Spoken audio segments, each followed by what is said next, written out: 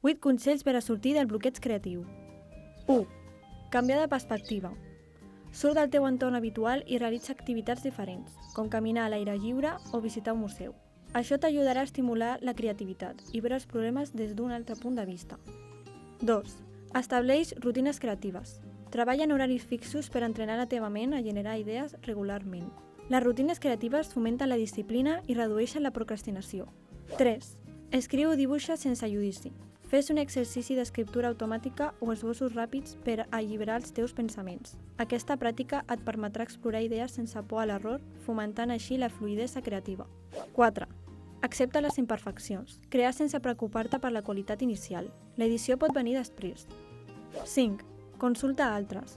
Parlar amb amics o col·legues pot ajudar-te a veure les teves idees des d'una altra perspectiva, a més d'aportar noves idees o matisos que no havies considerat. 6. Descansa. Pren-te un temps per a desconnectar i recarregar energies. El descans ajuda a clarificar la ment i afavoreix la connexió d'idees de manera natural. 7.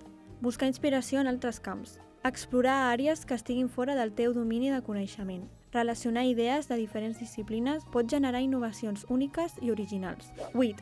Treballar en col·laboració. Col·laborar amb altres creatius o compartir idees amb col·legues pot ser una forma efectiva de superar un bloqueig. El treball en equip permet combinar diferents habilitats i punts de vista, enriquint el procés creatiu.